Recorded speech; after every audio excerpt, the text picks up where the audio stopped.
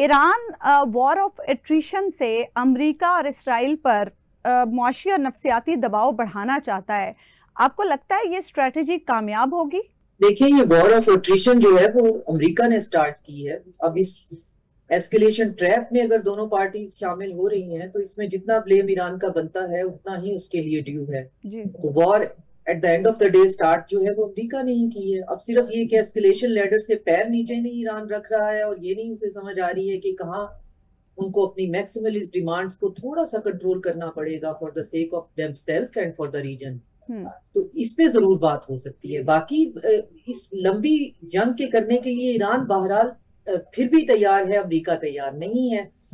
और उसके लिए वो रिसेंटली अब स्ट्रेट ऑफ हुर्मुज को बाईपास करने के लिए 2 साल का एक मंसूबा बना रहे हैं विद द डिफरेंट पैसेजेस सी और लैंड रूट के हिसाब से कि 2 साल के अंदर हम स्ट्रेट ऑफ हुर्मुज को बिल्कुल रिडंडेंट कर देंगे, वो हमारे लिए बिल्कुल यूजफुल नहीं रहेगा। तो फिर जो ईरान की लीवरेज है उसका तो कोई फायदा ही नहीं होगा।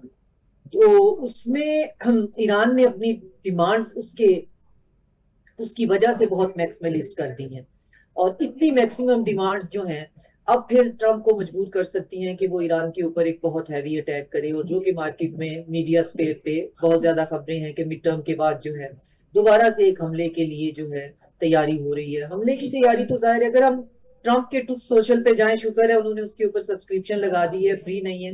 अब जो पैसे देगा वही इस टॉर्चर से गुजरेगा, वरना वो अपने ट्रूथ सोशल पे सुबह शाम जो कुछ लिख रहे थे, अगर कोई भला वक्त होता तो अच्छी कॉमेडी थी, लेकिन बहरहाल उस पे हंसी नहीं आती थी। तो अब ऑन द सीरियस नोट, हम एक जो मक्का डिफेंस एग्रीमेंट करके बैठे हैं, इससे पहले हमारी पोजीशन भी ऑलरेडी बहुत ऑकवर्ड है एज अ मीडिएटर, क्योंकि 2 सॉवरन कंट्रीज हैं, दोनों का ख्याल है कि वो फाते हैं, दोनों किसी वाज़े डिसाइसिव विक्ट्री की तरफ जाना चाहते हैं और हम उसके अंदर मीडिएट कर रहे हैं। प्लस हमने अब जो है वो जो इस रीजन का एक इंडिजिनस सिक्योरिटी स्ट्रक्चर है, मैं बारहा ये कह चुकी हूँ कि हम एक जो रीजनल सिक्योरिटी फ्रेमवर्क बना रहे हैं जो कि चाइना का प्रिस्क्राइब्ड इंडिविजिबल सिक्योरिटी पे बेस करता है।